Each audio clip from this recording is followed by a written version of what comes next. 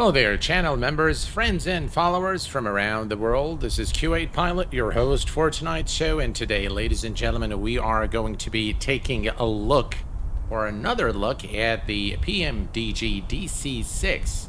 I want to welcome all of you guys here to this live stream. Bill Barrett, how are you doing, my friend? Stan, hello, Stan. Welcome aboard. Glad to have you guys here with me this evening. Today, our flight is going to be a short flight from Rotterdam in the Netherlands, and we are going to be heading over to London Heathrow. Our flight plan is a very simple flight plan today, and let's go ahead and take a look here, fetch our flight plan from SimBrief, and take a look. We are KLM flight 232. We're flying obviously from Echo Hotel Romeo Delta to London Heathrow with an alternate of Echo Bravo Oscar Sierra. Final cruise altitude today is 12,000 feet and about an hour of airtime. The flight plan is quite simple. We're going to be departing runway 24 through the Sun 2 by SID out of Rotterdam, and then we're going to the transition out of our star is the Abnet. Then we're going to take Lima 980 to Logan, and then the Loga 2 Hotel to London Heathrow, runway 27 left. And of course, we're going to be performing an eyeless approach today. Welcome, A320 Nerd. Greetings to you, my friend. Samuel, hello, my friend. PPL Likes Planes, welcome, my friend. And I hope that you guys enjoy the show this evening. All right, first thing first, let's go ahead and summon our GSX vehicles. Let's begin request boarding. Now, I've had to look for a special file on the flightsim.to to get this to work. It did not work perfect or as intended, but at least we're going to be able to see the GSX services doing its thing, loading up the aircraft and what have you. All right, very quickly, let's hop into the cockpit, and we're going to of course take a look at the cockpit and all that good stuff. But first, let's go ahead and set our fuel for the flight today. And for this, we're going to bring up our flight plan again. We're going to go to the payload, and if we look here at the, let's go to the raw data and take a look at our payload. There we go. All right, so cargo 4.2, the fuel is 6,000 pounds of fuel. That's plenty of fuel that we have here. So we're going to adjust this to about 6,500 is sufficient. Excellent. And what is it asking us here? All right, let's go both. Is coming. And then we are going to set the cargo to 4,000 pounds of cargo. So what we're going to do is we are going to add, let's see here. All right, let me just put this down to 4,006. Oop. Let's see here.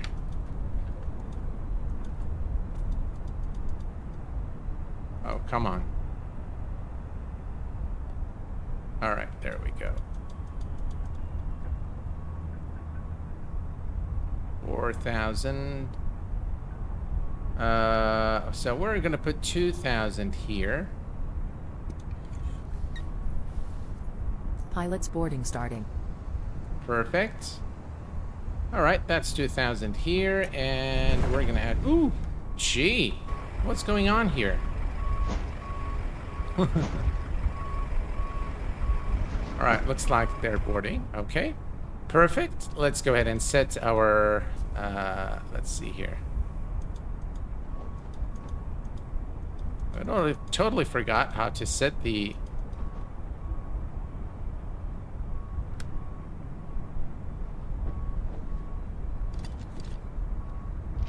All right, let's see if I can...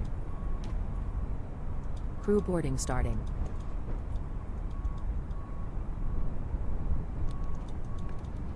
Somehow it's not allowing me to add anything here.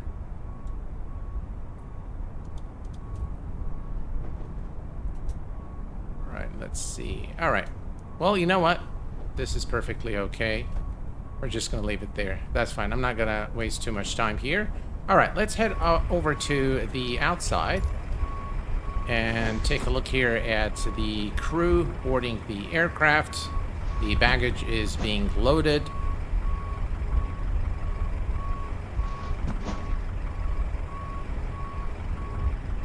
Lone Sparrow 67. Hello, my friend. Welcome. We have with us Omar Flight. Hello, Omar. Thank you very much for your support, sir. I appreciate it. Rafiq. Hello, Rafiq. Welcome aboard from Rotterdam. You know, if you can actually tell us if this airport, this is a payware airport, and if you can attest to its authenticity, I'd be grateful if you can let us know how accurate the airport is here. Let's take a look here. And maybe look here at the scenery of the airport, the buildings, and it looks like it's a very nice scenery. I just cannot attest to, you know, how accurate it is. Love PMDG. All right, looks like everyone is kind of getting crowded here, but the passenger bus is coming. All right. So while the passenger bus is coming, we're going to prep everything. We're just not going to start the aircraft. We're not going to start the engines. So let's see here. If we go, we're going to use the AFE. We can put our flight plan and all that good stuff. So let's go ahead and come over here to the overhead panel. We're going to turn on the battery on ground power. Ground power battery is on. The aircraft has now electrical power. And we're going to turn on the master battery and generators on as well, while our passengers board the aircraft. And everything here is looking good. All right.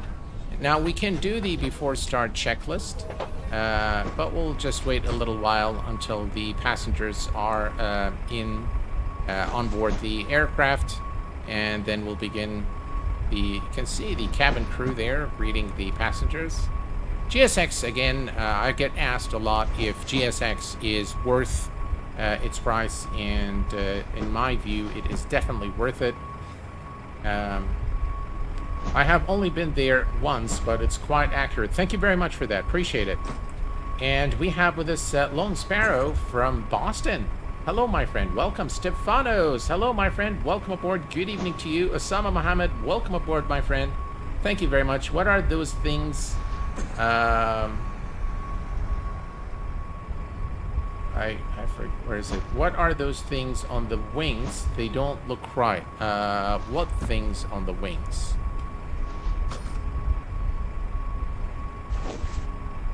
I haven't seen anything that looks out of place on the wings. All right. We're getting the passengers on board the aircraft. I'm going to go ahead and set the altimeter here. Altimeter is set. You know what? Let's go ahead and start with the before start. So we're going to come here and we're going to say before start.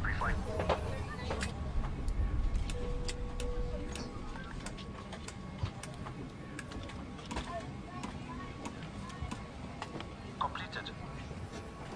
Voice recorder. Tasted. Oil coolers and cow flaps. Water in position.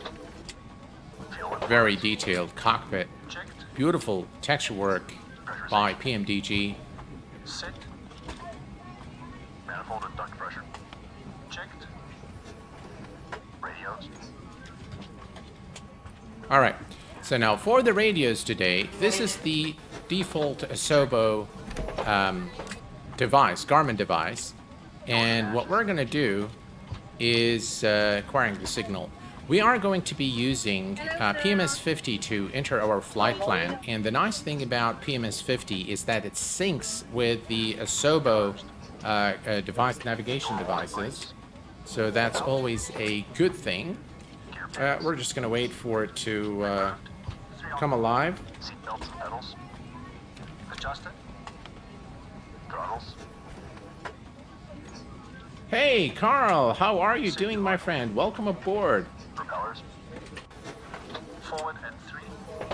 AJ Fonari, how are you doing, my friend? Before start checks complete. I think Q8 is missing the humor. Why is that? Hello there, Arc Flight. Hi, Q8. Awesome stream from my country, the Netherlands. Always a pleasure to be in the Netherlands. Beautiful country, beautiful people. And, all right, looks like the before start check is complete. And we can actually start the engine. Let me just take a look here. Yeah, so the fuel booster pump for the engine number 3 is already set. So we'll worry about that once all the passengers are on board. We can take a look here. Obviously, it's going to close the doors. And what I noticed when you actually switch the views a couple of times inside and out, it moves the stairs somehow here. But yeah, it's at least we have, you get to see something. I guess those config files have not been updated for the DC6. The DC6, by the way, had some issues before, after Sim Update 12, and there was a recent update to it, which brings compatibility with Sim Update 12 and Xbox. So that's pretty cool. Hello there, and Toddy. Good evening to you, my friend.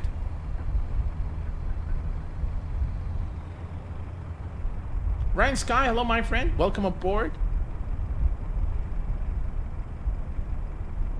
All right, we're just going to wait for the rest of the passengers to board the aircraft. Or, you know what? Even better than that, we're just going to come here to GSX, and I'm going to say restart. All right, so all the passengers are gone, and now we are ready to start the engines. All right, so to start the engines, we're going to come down here. We're going to set the mixture to full rich for all 4 engines. And then we're going to go to the magnetos here, or the ignition switches. Clear prop. And of course, there's no clear prop there. So we're going to set all of these to both. All right, obviously we have engine number 3, so we're going to go, the sequence is going to be 3, 2, 1, 4. We'll begin with engine number 3. And the engine selector here is on position 3. Let's go in and start. 3, 6, 9, Prime, 12. boost. And we have a good start on engine number 3. Brilliant. And we'll just wait for the switches to reset, and then we'll move to start engine number 2. It seems that the taxiways are duplicate. How come? Yes, they are duplicated. I'm not sure why. I made sure that there is only one scenery installed, but for some reason I see both of them. Maybe that's the Asobo default one. It's kind of writing over it, I think. That might be the case. I don't know. All right, so we have a good start on engine number 3. We're going to go to engine number 2. So the fuel boost pump for engine number 2 is on. Engine selector is to engine number 2. And we're going to go to start. 3, 6, 9, 12. And we have a good start on engine number 2. There you go. Excellent. And now we're going to move to engine number 1.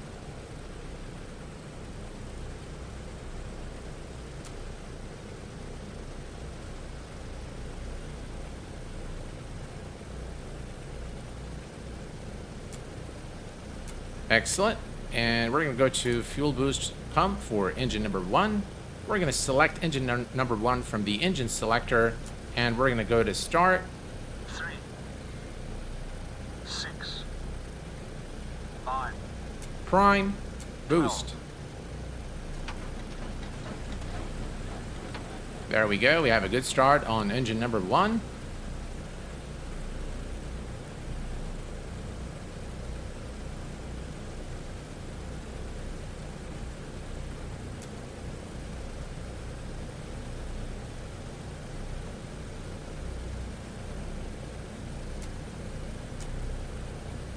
All right, perfect. And finally, we're going to start engine number 4. We're going to select the fuel booster pump for engine number 4, engine selector to number 4, and start. 3, 6, 9, Prime and boost. And now we have a good start on all 4 engines. All right, perfect. Now, before we do the after start checklist, what we're going to do, so here we can do the after start. But before we do the after start, we're going to bring up our PMS50 device. Where is it? There it is. This is power up. Right. Initializing systems. Good stuff. And let's see if I can... It doesn't move. Let's see. It does move that way. All right. So I think that's it. Let's see if I can bring it, make it bigger so you guys can follow along. Let's see. All right. So now you guys can see this, I think, clearly. Perfect. We're going to go to back and we're going to select the flight plan. And we're going to set the origin airport. Now, the nice thing is it will sync up with whatever we have here. So I'm going to put this on flight plan so you guys also can see. And this is actually a feature in the GTN 750 device by PMS50s that it syncs with the Asobo Garmin devices. So we're going to set the origin airport, which is Echo Hotel Romeo Delta. That's Rotterdam, and then we're going to set our destination to Echo Golf Lima Lima, which is London Heathrow, and insert that. Excellent. We can bring up our sim brief plan. Let's see, where is our wheel? There is our wheel. All right, and we're going to come back here and select that. Excellent. And we're going to go to the row format. And there we go. All right, so the first thing we're going to do is we're going to select our departure from Rotterdam. So we're going to select load procedure, departure, and the departure is going through the SOML 2 Bravo. So that would be SOML 2,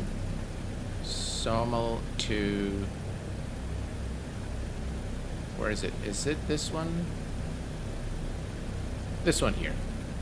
SOML 2 Bravo. And that's runway 24, already selected. There is no transition.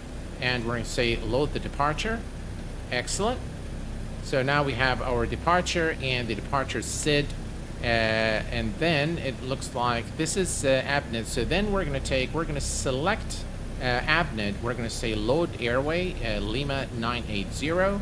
We're going to exit Lima 980 at Logan. So there we go. It's let's see, where's Logan? Tripo Logan. All right, Logan is selected, and we're going to load that, and then it's going to be the arrival into London Heathrow. We're going to select London Heathrow and select load procedure. The arrival is going to be through the Logan 2 Hotel star. Logan 2 Hotel, that's the one. And the transition, none. Runway 27 left. All right, and then we're going to select load the arrival. And finally, we're going to go to London Heathrow, say load the procedure, and select the approach. And the approach is the ILS runway 27 left. And we're going to say load the approach. And now we have the complete flight plan here with the center fix, final fix, and then runway 27. Brilliant. Now we can switch this back to map, and we'll say zoom out a little bit. We're going to move this to the side. We are going to consult this just for, let's see here if I can bring it back here. All right, it looks like we can. And bring it down here so that it doesn't bother us too much during our flight. All right, let's go to back. All right, so now we have the plan here. Everything's looking good. Brilliant. We can now remove this for the time being. And we can also remove our sim brief panel. Let's bring some lights perhaps to the cockpit. Upper switches, instruments, some lights here. I really like the lights on board this aircraft. It looks really, really good. All right. I love the shake here of all the equipment. Speed check. Hello, my friend Scott. Hello, my friend. Welcome aboard the Old Simmer. Hello, my friend. Welcome. King Cali. Hello, my friend. Welcome aboard. And we have also Wes Wheel. Speed check. How have you been, my friend? All right. So let's do the after start checklist. After start. Start selective boost pumps. All right. Those go off. Off and off.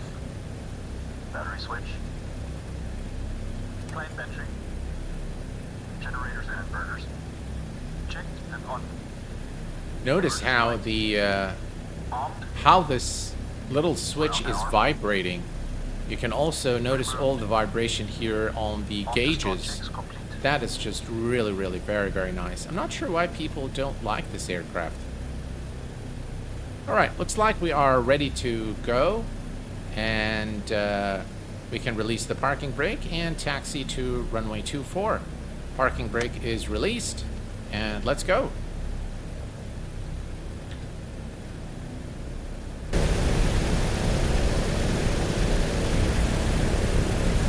Just really beautiful, beautiful looking aircraft. Just look at the wheel, how it turns. Very nice.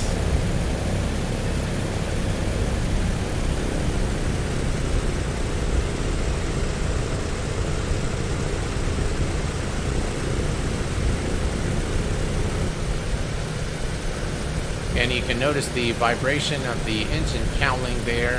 Very nice. Beautiful.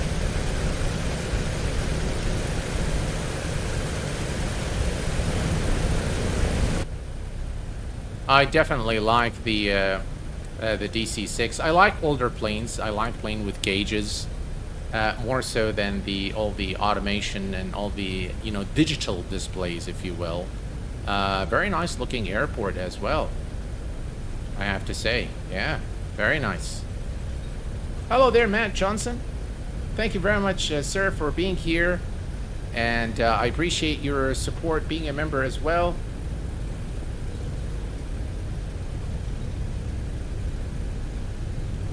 All right, let's get this beast off the ground here. Slow it down a little bit.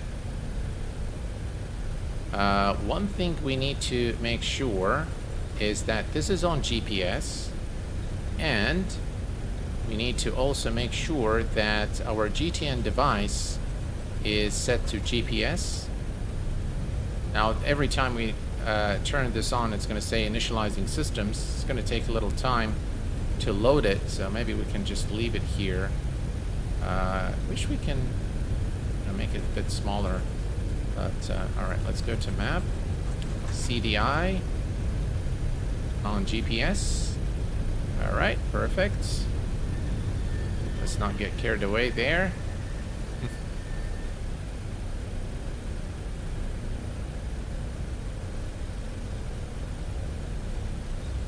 All right. All right, we're approaching the runway. If this bothers you guys, I'll remove it, and we'll just bring it when we need to. All right, so we're going to go ahead and perform the before takeoff checklist. The runway is currently dry, so before takeoff. Boost pumps on low. Fuel selector and crossfeed. Main tanks and crossfeed off. Autopilot and carb heat. Off and cold. All right, this is runway 24. Hydraulic system. Down, forward, pressure and quantity checked. Okay. Flaps 20. I love the artificial engineer that helps with the checklist there. Flaps set to 20. Windows and turbine.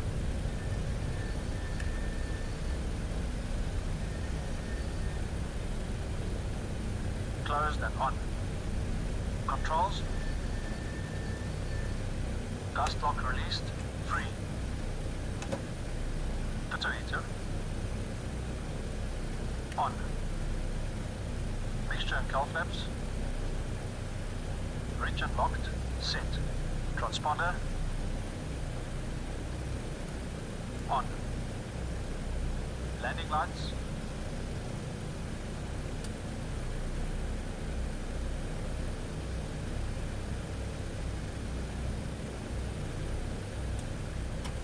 Extended and on. Before takeoff checks complete. All right, the before takeoff checklist is complete. I just want to show you guys how those lights extend. You can see here just absolutely beautiful modeling of the DC6. Nice sounds, the overall modeling of the aircraft. Very, very immersive aircraft. All right, so runway is dry, so we're going to say dry takeoff. 3 inches stabilize. 3 inches stabilize.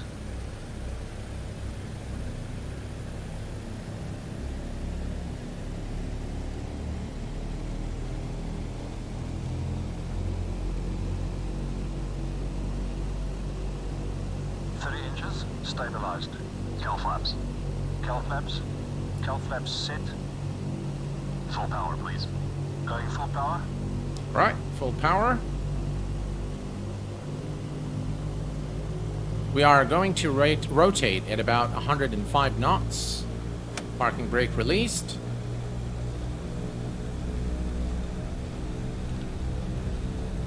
Full power set.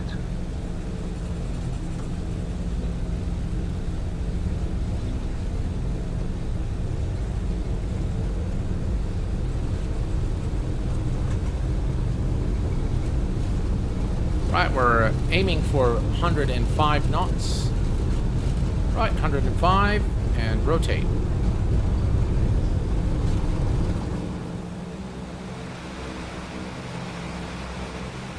Auxiliary, gear up. Oh yeah.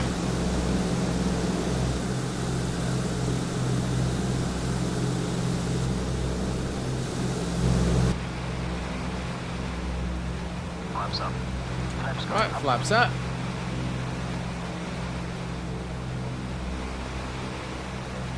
We're gonna watch our rate of climb to maintain our speed.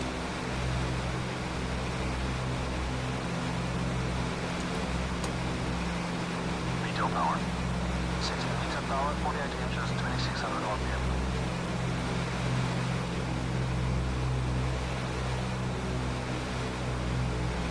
Let's begin our turn.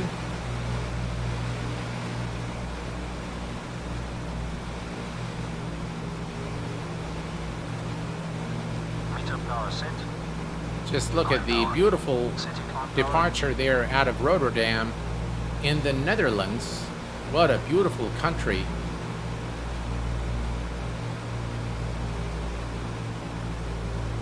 All right, we're going to zoom out a little bit here. There we go. By the way, you can use the instrumentation here to see how well aligned we are with the flight route. So you don't really need this, but every time we turn it on and off, it's going to restart. After takeoff checks complete. Right, after takeoff checklist is complete. Speed is good.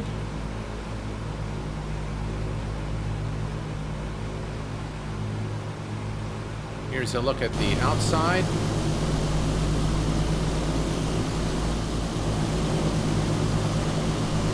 Just look at that, guys. That looks absolutely gorgeous. All right. So the DC6 does not have the regular autopilot that we're accustomed to. It's got something called the gyro pilot. And what's the name of the plugin for the nav? PMS50. This one is PMS50. It's the GTN 750 device. Guys, just look at how beautiful this is. What just beautiful scenery here in Microsoft Flight Simulator. Just looks gorgeous. Right, let's align and intercept the flight path. Now, the DC6 does not have the typical autopilot that we are all accustomed to, but it's got something called the gyro pilot. And it actually, for an aircraft as old as the DC6, it actually works really, really well. It's got even ILS, so it will actually align with the ILS. It's got that capability. So it's really a wonderful aircraft from the older era, and I really like it a lot. I think it's just really a very good aircraft to fly in the sim, but I think that there's a lot of history behind this aircraft.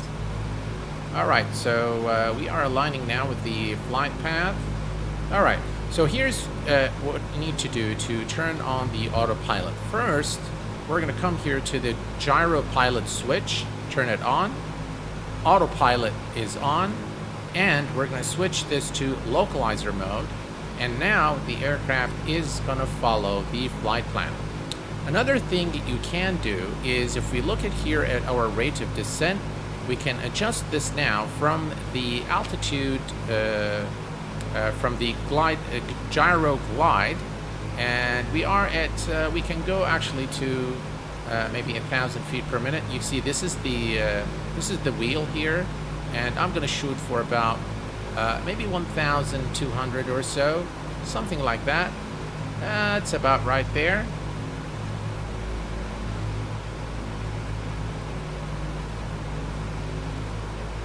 All right, and we are now climbing at about 1,100 feet, and we're gonna switch now. Of course, it does not have an alt select. All right, so at 12,000 feet, you have to keep monitoring the aircraft, and at 12,000 feet, we engage the altitude hold button, which is this little switch over here. Let me just come down here. So this is the gyro pilot switch. To turn on the autopilot, you turn this switch on, and this is the autopilot's main switch, or autopilot master switch, if you will. And then this is the altitude control. So you click this in order to hold the altitude. Look at the details, guys, of those beautiful, beautiful textures aboard this DC6. Absolutely incredible level of detail, and job very well done there by PMDG, rendering this aircraft for Microsoft Flight Simulator. Looks absolutely gorgeous. Right, 6,000 feet for 12,000. We're looking good. All instruments are per design intent. Engine, panel, instrument lights. We can turn this a little bit. So we can turn this on. Again, we can turn the red lights here. Upper switch and panel can go to the red lights as well. Right, all's looking good here. And we continue our climb to 12,000 feet. By the way, it looks like the landing lights have been already switched off for the after takeoff, so it doesn't really wait for 10,000 feet. Now, I'm not sure if this is something that was the case back in the days, but definitely switches are all off now. We'll make sure they're on for landing, but everything else is looking good. By the way, it's got a really nice cockpit. This seat, by the way, can be folded and unfolded, and you have all the again, this is just really visual elements, really to give you that immersive feeling that you're in the DC6. It's got some old the Douglas, the pilot operating handbook, training manual, operations manual, some boxes there, headsets, captain hat, and you'll be very pleased to know that all the circuit breakers aboard this aircraft are simulated, modeled and simulated. So all of these actually function. It says do not hold breakers in manually except in an emergency. So all of these are, and then you have also the fuse arrangement here. So if you want to, test out like a failure or something like that, you can definitely do that here with the circuit breaker panel. Very, very nice aircraft overall. I like the PMDG DC6. I think it's one of the really good add-ons for Microsoft Flight Simulator.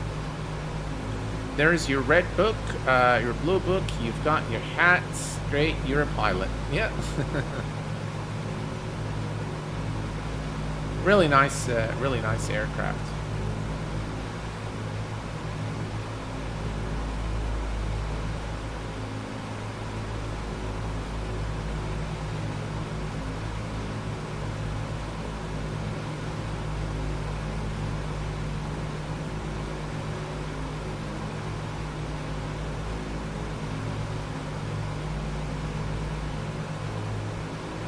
All right, so everything's looking good. We continue to climb. I'm going to zoom out here a little bit. We can see our flight plan here. And we will begin the descent right before Sabre. So just about midway between Logan and Sabre, we will begin our descent.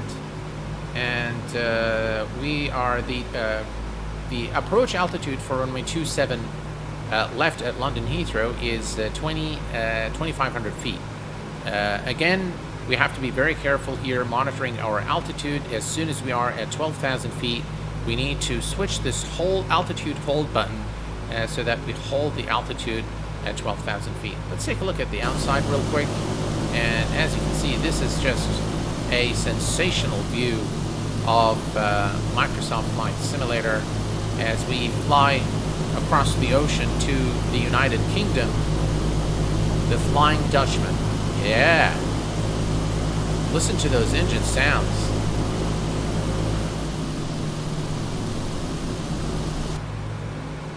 Absolutely lovely.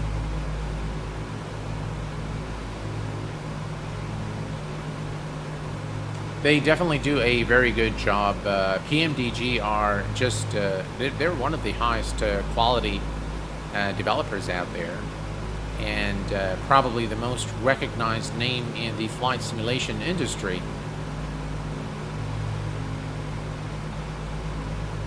I like their planes. I like PMDG as a company.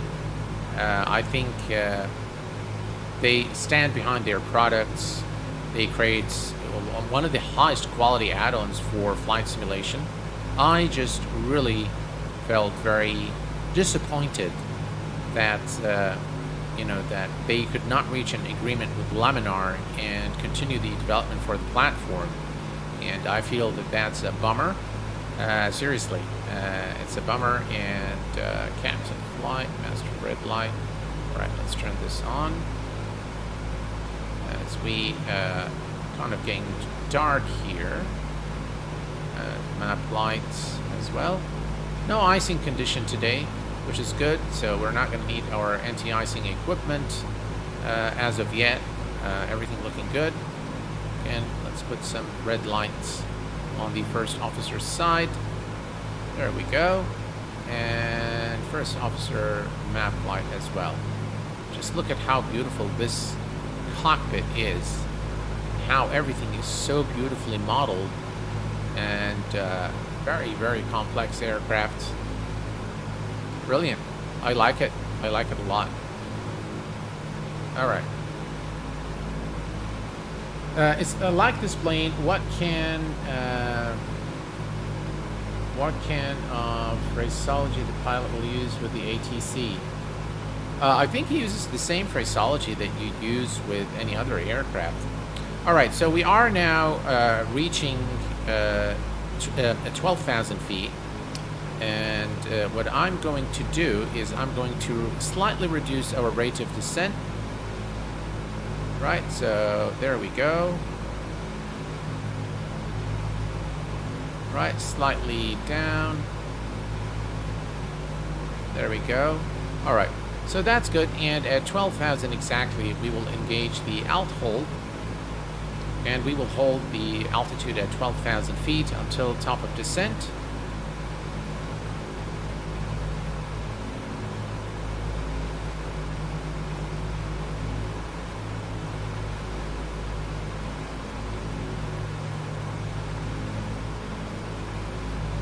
All right, almost there at our cruise altitude of 12,000 feet. All right, let's go ahead and hold switch. And now the aircraft is going to hold at 12,000 feet. Now we can do the cruise checklist. Set cruise power, please. Setting cruise power. Now you can see the thrust levers are being pulled back. Just absolutely brilliant. And the nice thing is the DC6 has been built by PMDG to cater for the wider audience of the flight sim community that flies in Microsoft Flight Simulator, being very complex aircraft, but you can definitely do what I'm doing here today. So you can completely use the artificial flight engineer to help you throughout all the phases of the flight and just really focus on flying the aircraft. And by the way, hand flying this aircraft is an absolute joy. Just really brilliant. Leveling off at cruise time for the cigars and then brandy in the cabin. Absolutely. Absolutely, AJ. Yeah. So yeah, I think the way they developed this aircraft is you can go as study level as you like, or you know, use the artificial artificial flight engineer. By the way, you can follow what he does and learn a lot about the aircraft as well. It comes with very detailed documentation as well as an abundance of tutorial from the community on how to fly the DC6. I prefer to use the flight engineer when I'm streaming, simply because it takes a very long time to do all the checks manually. So we kind of let the artificial flight engineer help us with the workloads inside the cockpit. Let's take a quick look at the outside as we pass Abned here, and as you can see, beautiful sky colors here as we fly across the ocean to the wonderful United Kingdom, heading over to London Heathrow today. If you guys are interested in the scenery of Rotterdam or London Heathrow, you can always obtain the links by typing chat command !scenery.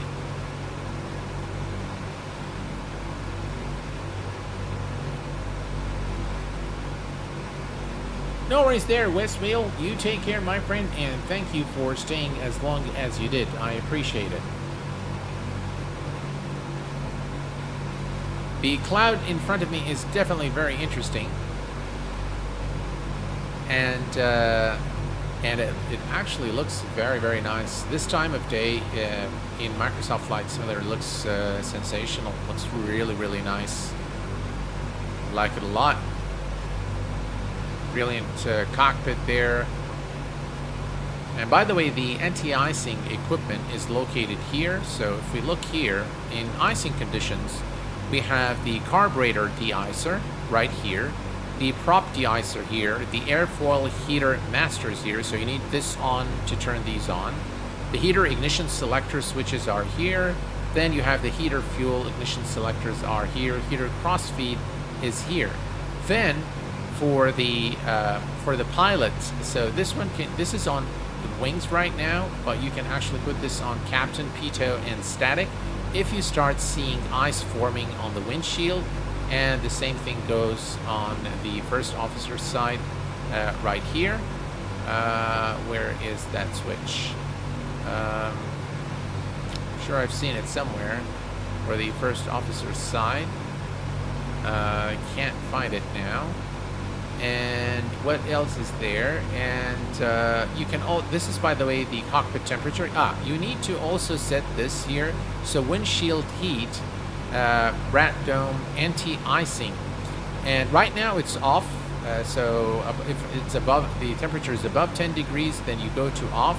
If it's between 0 to 10, then you turn it on here. And then you can also 0 to 40, turn it here, anti-icing and rat dome. If you start seeing icing on the windshield, then you definitely need to turn it on to make sure the aircraft is airworthy. Otherwise, this aircraft is very sensitive to icing conditions. And when I did a stream of this aircraft about a year ago is when I last streamed the DC6. On takeoff, we flew from Innsbruck, and the weather was very, very bad. And we actually crashed immediately after takeoff due to icing conditions. DB Better, hello, my friend. Welcome aboard. I wish that PMDG would have kept it going with X-Plane. My MSFS crashes on startup 99% of the time. I'm not buying anything for it. Really? I've never had any problems with Microsoft Flight Simulator. I was, by the way, one of the beta testers. So I did have a lot of issues on my previous setup. But nothing after, I think, Sim Update 8. I think after Sim Update 8, I've never had any issues with the DC6, with the Microsoft Flight Simulator. Right, looking good. Cruising at 12,000. Speed is just above 200 knots. And everything's looking good. I think it's kind of getting dark in here. So let's bring some more lights. Panel and instruments. All right.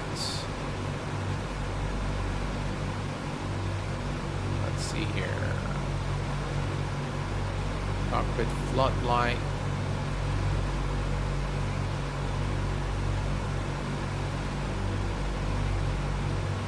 That's a little better.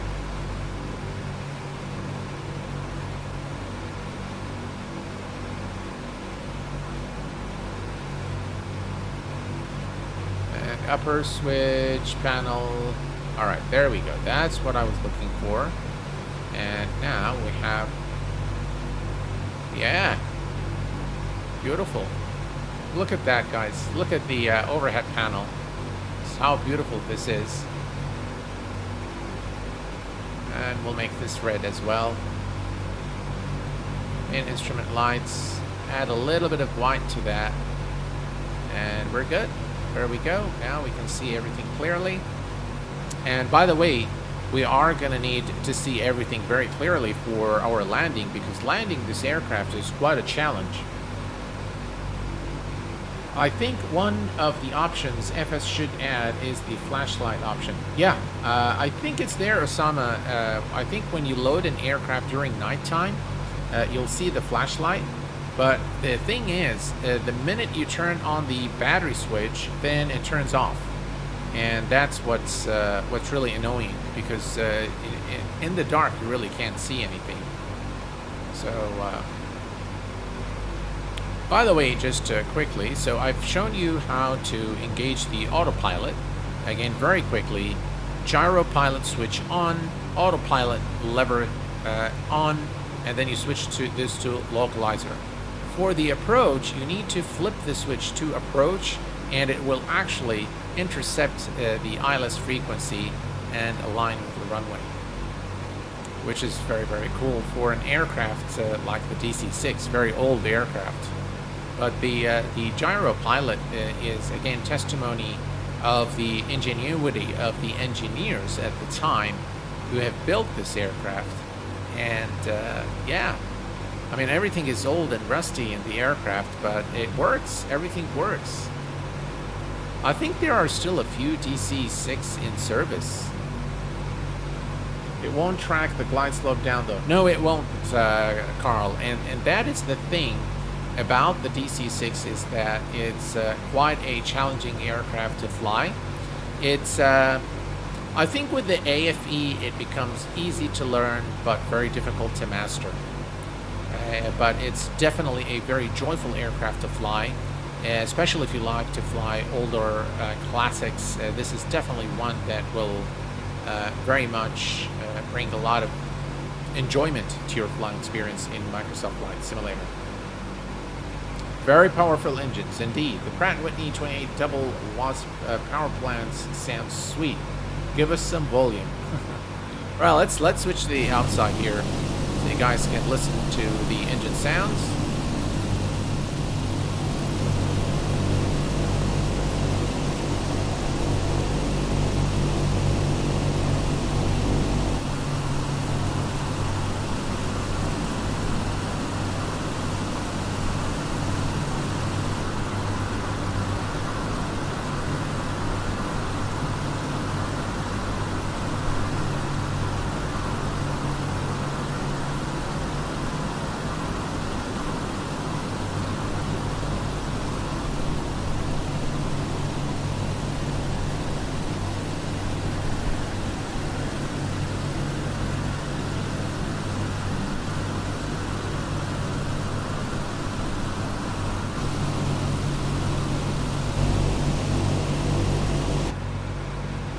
And back in the cockpit, everything is looking pretty good. It is definitely a huge plane. Dave Cat 1458, welcome, my friend. Glad to have you here with us. Ben, how are you doing, Ben? Left out L for the flashlight, not right out. Oh, okay, left out and L. Gotcha. Thank you for that, Ben. Appreciate it, my friend.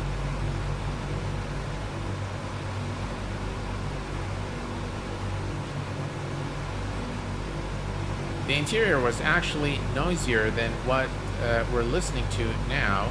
A lot of ringing ears after landing. I bet.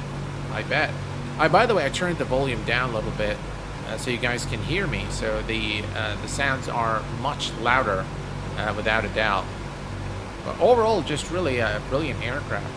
By the way, if we look here at our flight plan, so this is the we're gonna fly all the way here, and there we're gonna go to the center fix. So probably from Wessel, we will disconnect the autopilot, and then we will continue in hand flying the aircraft all the way till runway 27 left at London Heathrow. It should be interesting to hand fly the aircraft, and it is quite a challenge, I'll tell you. So so it should be good fun. I actually did one flight in the DC6 from Oceano County to Monterey in Microsoft Flight Simulator without the autopilot. I just hand flown the aircraft all the way, and it was just really a very enjoyable experience hand flying the aircraft. Unfortunately, with me chatting here with you guys on stream, it would be very difficult for me to hand fly the aircraft and keep the chat going. So simply remain respectful in your topic, at least aviation related, and your chat will not be removed if it does not cause him. Absolutely, absolutely fair. And so, guys, just really on. You know, on the streams, I know that the first of all, I want to say I really thank the moderators for all their hard work keeping the chat in check, and obviously this is something that is required in today's in the world today. This is something that is required in a public forum like this, and so I really do thank them very much. Now I know that. And I want you guys also to know that most of the moderators on the channels are very close friends, and so they have all the good intentions in protecting me as a person. So they look after me, and so for that reason, they can sometimes get a little defensive. Maybe you know, they're a bit too strict, and that is of course my mistake, because I haven't really provided them with any guidelines as to what to do. So anything they felt could, you know, harm me or divert me from the stream, or in any way, shape, or form jeopardize the stream, they would simply stop it. And so we've had a chat. You know, we've had a chat, all of us, and we've decided on certain guidelines for the chat. Now, one thing I do not tolerate, guys, on the channel is the use of colorful language. That is something I do not accept. I will not promote. You will never hear me, you know, utter anything that is considered to be, you know, profanity or anything of that nature. That is absolutely prohibited on the QA Pilot channel. And of course, any topics related to religion, to politics, that is also not accepted. And anything in those you know, anything in that area is going to be blocked completely, and you'll be warned. So that you know, just so that you are guided as to what is okay and what is not okay. Now, anything else, I know in the past maybe you were always told to stick to the stream, either speak about the aircraft, but no, you guys are more than welcome to speak about anything else, any aviation related topic. you know, you want to speak about, you want to bring on your own experience and tell us, you know, about what you've done in a sim, that's perfectly fine with me. No worries there whatsoever. I will tell you that I will not be able to answer all the technical questions that you guys bring on stream, because I'm basically focused on, you know, flying the aircraft.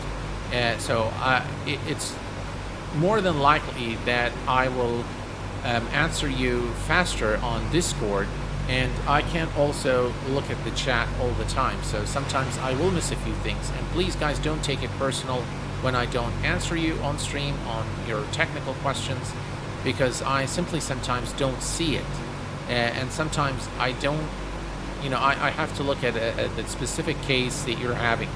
So always a good idea to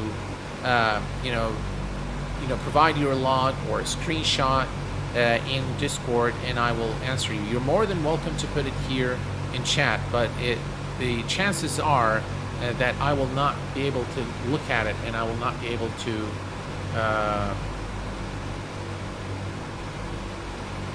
no profanity. What if you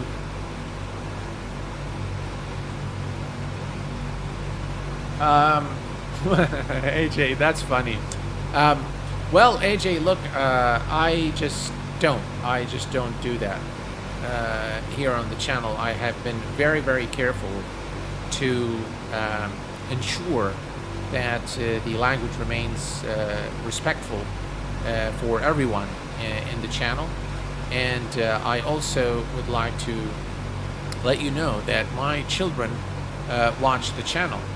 So my son, my daughters, they watch the channel, and they cannot be hearing dad swearing every other word. So that cannot happen, right? I'm their role model, and I always, you know, I always tell them that the use of this kind of language is a big no-no. So that's that. What yoke and throttle do you typically use? I'm upgrading, thinking about the TCA Boeing and Honeycomb Bravo, and updating the Bravo with more realistic levers and knobs. The TCA Boeing is not bad. The Honeycomb Bravo, the Bravo, I think you're talking about the Honeycomb Bravo. Is that for the throttle, or is that for the yoke? Now, I'll tell you, I can vouch for both of them. They are very, very good. Virtual Fly hardware is absolutely excellent, without a doubt. It's just absolutely excellent. And by the way, of all the throttle quadrant is very good, yes. But I prefer Virtual Fly. And if you guys are, you know, wondering which of the flight controls available on the market today are more realistic for general aviation aircraft, without or, you know, turboprops, single engines, the Virtual Fly offering is without a doubt the most realistic. Even their rudder pedals, oh, they feel like the real thing. Honestly, they are not cheap. They don't come in cheap, but they are of the highest quality. They're made from very good material. They're all metal construction, and they will last a lifetime with you guys. I particularly use the entire range from Virtual Fly. Now, I will say, just as to be completely honest with you guys, that Virtual Fly actually gave me all of their equipment to test. So I did not have to pay for it, but I will tell you that of all the flight sim hardware that I've tried over the years, they've got the most realistic in terms of the feel. I do like the Honeycomb flight yoke, especially for GA aircraft. The TCA Boeing yoke is excellent for the Boeing 737, and for, you know, most airliners. It is actually very good. I do like the TCA side stick for the Airbus. I just don't use it that much anymore because I prefer the yoke over a stick. Mark Salmon, how are you doing, my friend? Welcome aboard. I have the TQ6 Yoko and Rodo top notch. Absolutely. Absolutely. It's absolutely top-notch. And I'll tell you guys, the scene in front of us is absolutely gorgeous. Look at that. Let's switch to external view real quick. Just look at that, guys. Wow. What beautiful looking clouds. And look at the water underneath. Just absolutely gorgeous.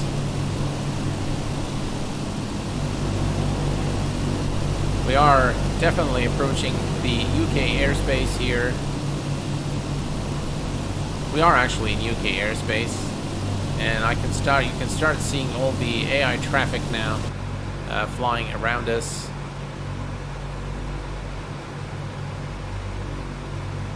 I can see a little bit of icing starting to form on the windows here. If I zoom in here, you can see it now forming. So I'm going to go ahead and turn on the captain's static here, and let's see, we can also turn this on, and I'm going to turn on the de-icers just to make sure we don't get... Alright, now we can kill the ice on the windshield. Perfect. Alright, we're going to begin our descent shortly. And we are shooting for 2,500 feet. We're looking good here, and we're going to begin the descent checklist shortly now. We are at about the midway point between Logan and Sabre. That's when we're going to begin the descent. We don't have a lot of altitude to clear for 27 left, so... And then we're going to, probably after whistle, we're just going to take the, if we look here at the flight plan, let's go real quick to our flight plan. So if we look here, after Sabre, Brasso, whistle to Lambourne, and from Lambourne, we're going to go to the center fix there at, for runway 27 left, and then the final fix. And then finally we're going to land. Alright, perfect. So let's go back to the map here, and we're going to continue. We're going to begin the descent. Actually, let's begin the descent right now. We are going to go and do the descent checklist. 26 inches, please. Setting 26 inches. The altitude control switch is off. And we want to descend. We don't want to descend too fast. Inches set. Descent checklist, please. Altimeters and flight instruments cross-checked. Seatbelt signs on.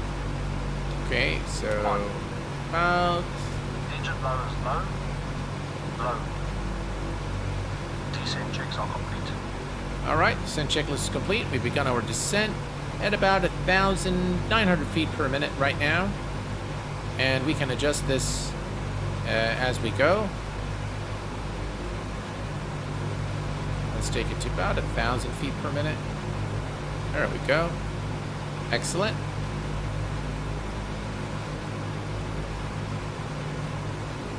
And we're going to shoot for 2,500. So at 2,500 feet, we will engage again the alt hold and hold at 2,500.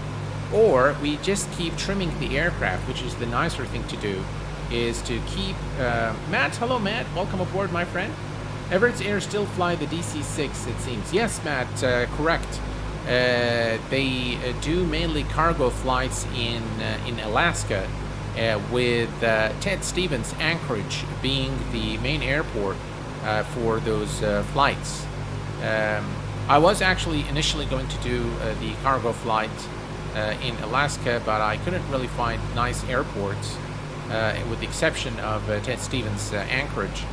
So I decided, you know what, let's do Rotterdam to London Heathrow, short flight, but it should be able to kind of show you all there is to see in the DC6, which is, in my view, an excellent aircraft for Microsoft Flight Simulator. Alright, we're looking good. We are coming to 10,000 feet. And at 10,000, I expect at least the landing lights to come on. So we'll wait for the pilots here to do something. I think they do it before the landing. But we're just going to do it since we are below 10,000. We're going to turn on the landing lights. Position control, we'll leave those for now. And if you look here, just look at how beautiful this scene is as we come in through. Wow. This looks absolutely gorgeous.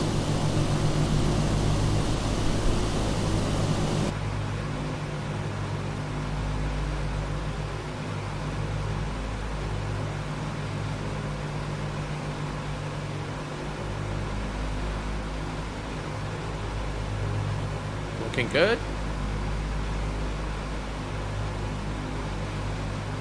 What's the cruise altitude on today's flight? Mark, it's 12,000 feet. 12,000 feet. Hello there, Alex. How are you doing, my friend?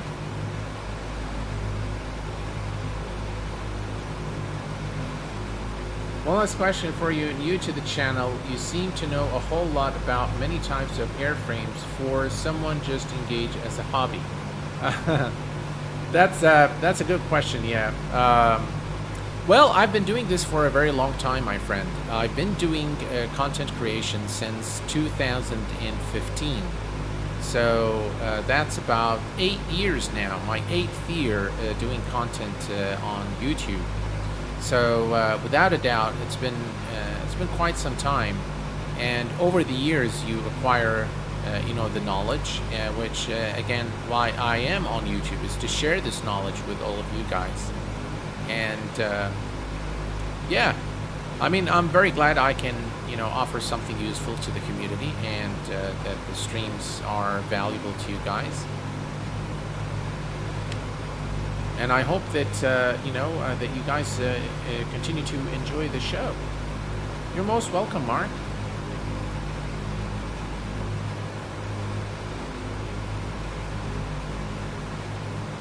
Oh, cool, Alex. All right, we're coming up to 7,000, about 5,200 feet to go. And we are still looking good.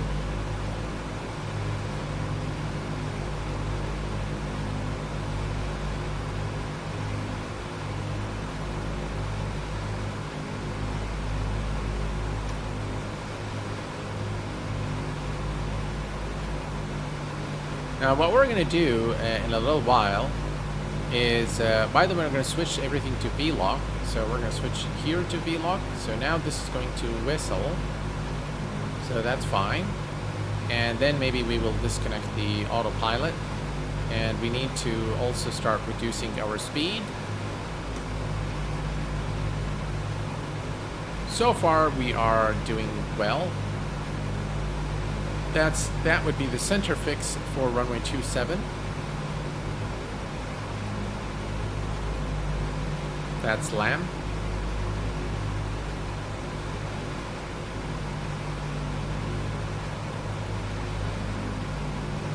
Still doing okay at about 1,000 feet per minute.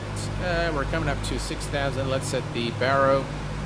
6,000 feet is the transition altitude in London Heathrow. So altimeter is now set.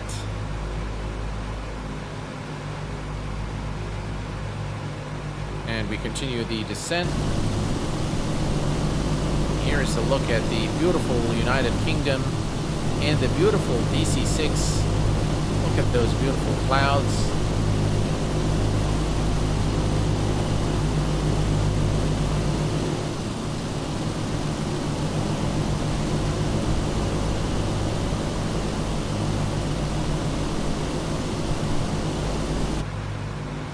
Just absolutely lovely. All right, so here's what we're going to do. Once we approach LAM, when we are closer to LAM, or Lima Alpha Mike, we are going to call for the in-range checklist, which is this one here, in-range checklist. And then, of course, once we are aligned with the runway, we will go for the before landing checklist. And now we can see a little bit of turbulence as we go through the clouds. Alright, we can reduce maybe the rate of descent just a little bit. There we go. Looking good. Cloudy evening at London Heathrow.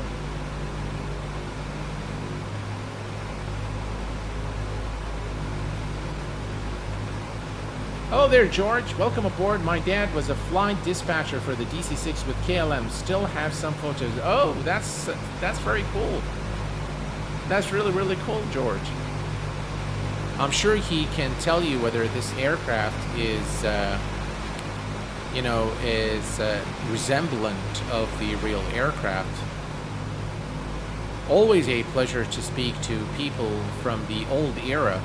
I find it very rewarding speaking to older people, our retired captains, especially those who've flown the, like, you know, the likes of the 707, the DC6, the A300. I just really find it very, very intriguing and very inspiring listening to old-time captains, retired captains. Well, we're going through some thick layers of cloud there. We are almost at 4,000 feet for 2,500. About 10 nautical miles to LAM, and then from LAM we're going to go to the center fix for runway. Still 4,000, so we're still okay in terms of the altitude. We're looking good. Nothing serious here, so let's see. All right. So till LAM is about 8 nautical miles, and then we're going to go to the center fix. So what I'm going to do is we're going to go to the in-range checklist.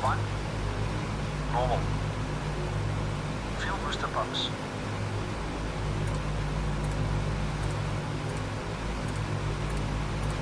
On low. Fuel tank selected. Lanes on. Crossfeed off. Hydraulic bypass valve. Down. No smoking signs. On. In-range checks complete. Alright, in-range check is complete, and the only checklist remains now is the before landing checklist.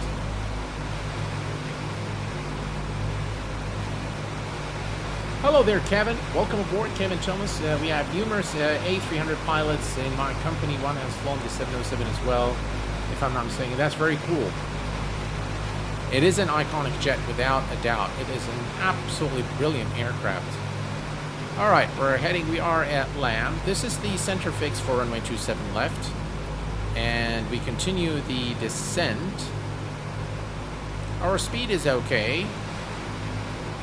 And about 500 feet to go.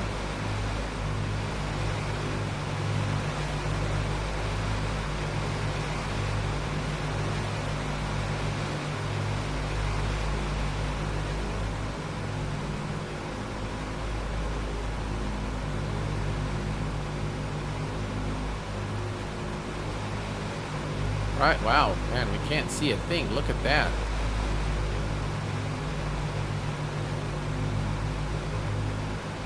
All right, that's close enough to 2,500. So let's go ahead and engage the altitude control.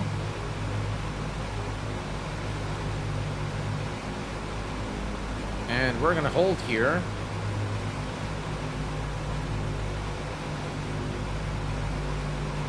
Right, we're looking good. Terrible clouds.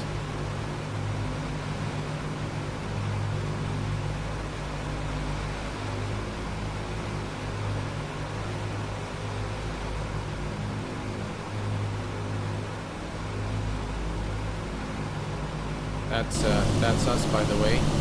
Look at the rotating beacon there. Look at those lights. Just brilliant.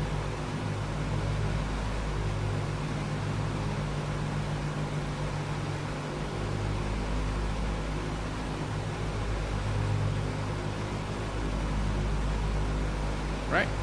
Returning now to the center fix. As you can see here, and we can see everything here as well. So we're just going to continue to go to fly towards the center fix for runway 27 left. And once we are there, We will switch to V-lock to intercept the localizer. We are looking good, speed is good, and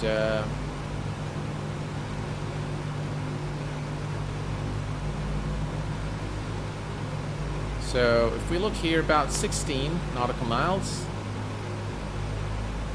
I'm just going to watch our speed, and the weather isn't very good. Look at that. How cool is that?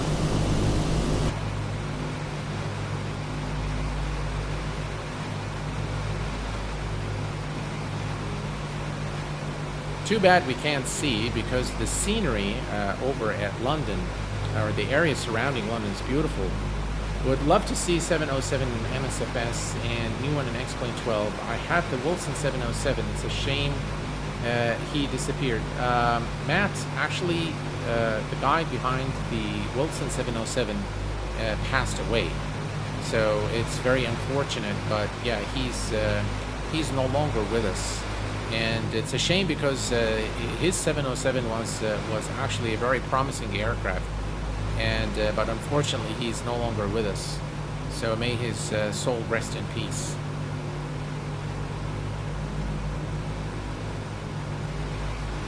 Weather in Europe has been quite bad the last days. Yeah, I can see that, Mark. Here, but we can, again, I think we can see just a little bit here. We can see the city there. Very, very nice scenery, London Heathrow. Just look at that, folks. Absolutely gorgeous. Very nice rendition of the world in Microsoft Flight Simulator, and I really am loving this DC6. Definitely a lot of joy to fly. Right, coming up to the center fix here. And by the way, we are very close to London City. That's the dome. Canary Wharf is ahead of us here. And you'll see all the famous buildings. There you go. I think here, you can see the dome. That's the dome right there. That's London City Airport right here. And this is the Canary Wharf area. I'm very familiar with this area. My parents own a estate there, so I'm quite familiar with the entire region there. Lovely, just absolutely lovely. Look at this beautiful approach here as we approach London Heathrow. Very, very nice. That's the dome.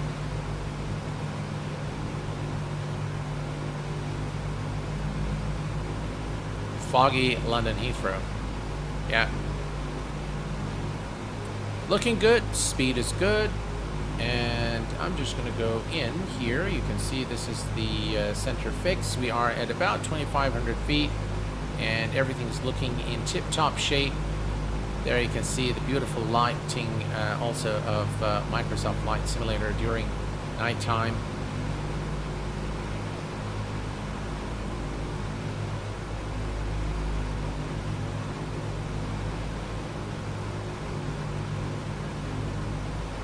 Now, for the landing, the DC6 does not have glide slope, so it will not follow. It will follow the localizer, but not the glide slope, and so we will have to depend on our instrumentation to do that. So, but it only adds to the challenge, and it makes the overall experience a lot more enjoyable to be able to do that. Just look at here. This is again Canary Wharf. Looks like it is raining now. We can see the raindrops there on the windshield. Just really lovely to fly in Microsoft Flight Simulator. Sometimes the night lighting doesn't look very realistic, if you ask me. But overall, very, very enjoyable experience in the sim. It is definitely raining here in London Heathrow. We are looking good here. All right.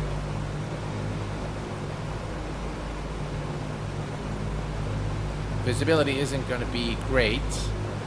About 6 nautical miles for the center fix.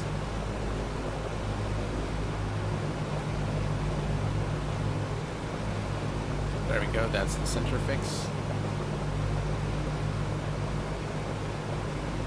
Still looking good. About 107, 165, about 170 knots or so. It's going to be quite a challenging landing because due to the visibility.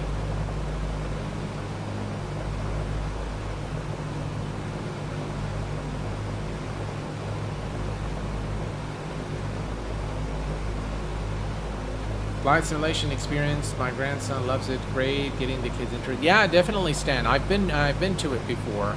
All right, so we are now at the center fix, and we are going to. Now you can see the localizer here coming, and you can see the aircraft will begin turning. So what I'm going to do now is I am going to switch to V-lock. Okay, you can see the aircraft. There you can see the needle there moving, and now we've begun the turn towards the airport. You can see here this is London Heathrow. We are now flying towards the final fix for runway 27. So we are going to switch this to CDI. We're going to activate nav for the ILS and select approach.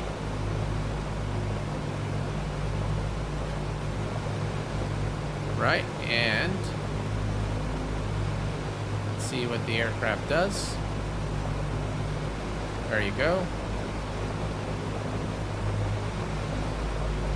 You can see now it's lining, so it's intercepting the localizer, and you can see here, this line here is the one we want on the center. This is the glide slope, basically.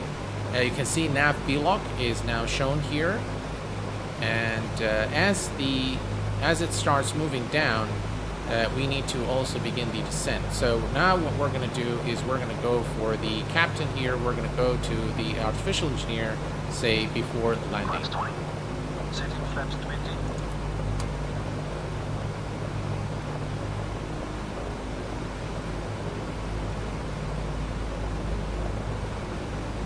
Flaps set.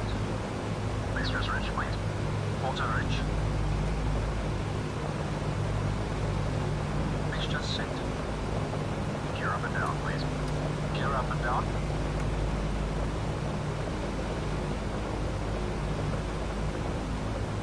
All right, now we're going to have to be very careful.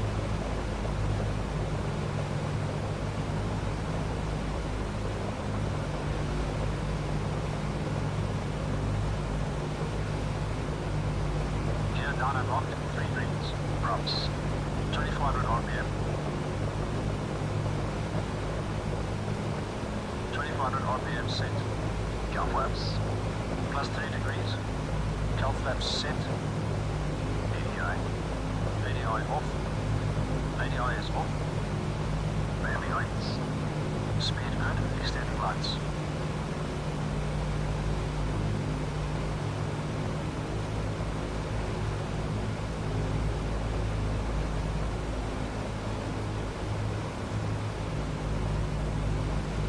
All right. So what I can see here is there is definitely a very strong wind.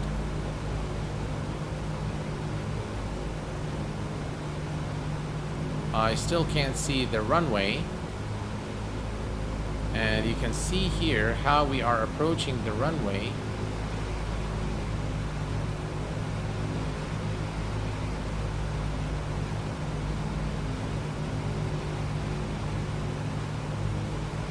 Almost flying diagonally. I can see the runway now. All right, let's go ahead and disconnect the autopilot. All right, autopilot disengaged. And my aircraft.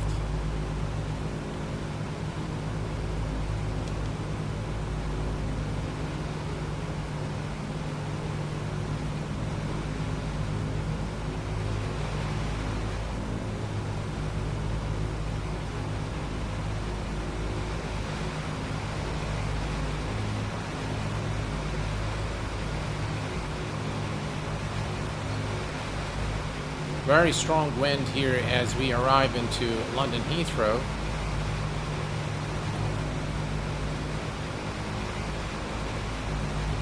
Lights extended and on. No read. Calming call. Set call. Before landing checks complete. We're a bit too low, but we're correcting that as we approach the airport.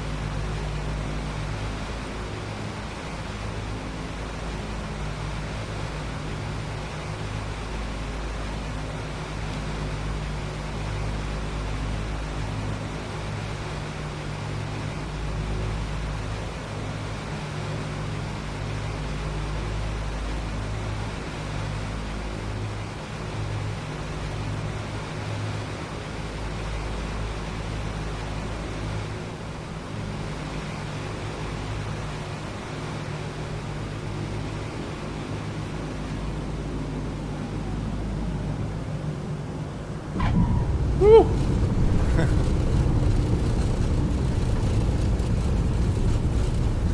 And ladies and gentlemen, welcome to London Heathrow.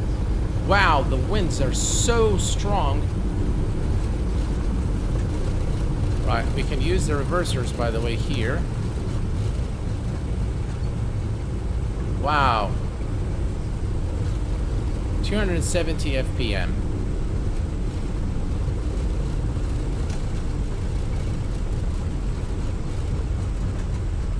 Right, let's go here and select after landing.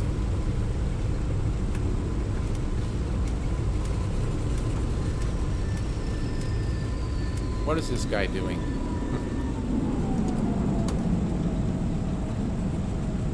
After landing checks complete. Woo. Wow. That was definitely a very challenging landing over at London Heathrow, without a doubt. Very strong winds, terrible weather. Visibility wasn't that great either. But overall, we did well, I think. And unfortunately, I forgot to set the replay. So we don't have any replay, unfortunately.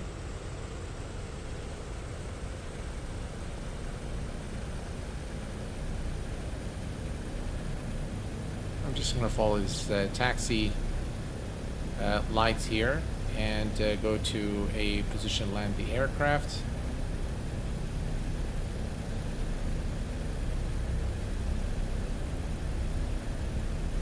Wow, that was really a lot of fun. Hey Omar, how are you doing, my friend? It was definitely very difficult. Yeah, it was challenging, but 270 FPM isn't bad for this bird. It's quite a huge aircraft, so I'm quite happy with what we've done here. I could have done better, without a doubt, but the weather was just, the winds were very strong. All right, here we go.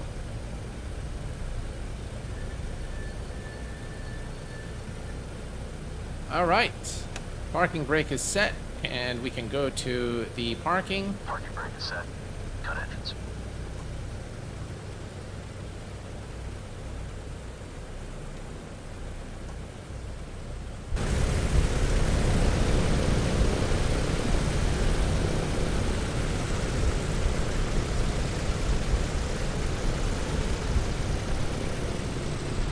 And this is where we've landed. The red dot shows we've landed in the touchdown zone with 270 FPM, so that's not bad.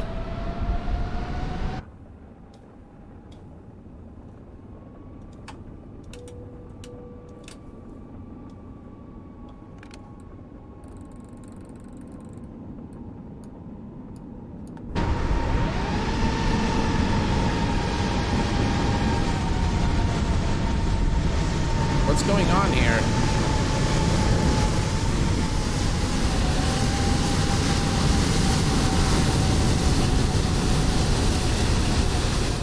I think it's the it's probably the wind. Yeah, it's more than likely the wind.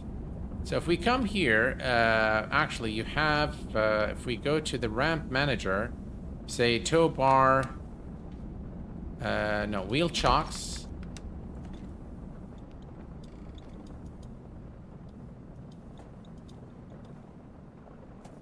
Ground power unit. It's not allowing us to put anything. But anyway, yeah, that's the engines are definitely shut down, but it's the effect of the winds that keep them just rotating here. And this is, ladies and gentlemen, the DC6 by PMDG. And by the way, this airport is iniScene by iniBuilds, and it was definitely a wonderful flight flying the. Thank you very much, Scott. Appreciate it, my friend. Everything about this aircraft is done very, very well, in my view.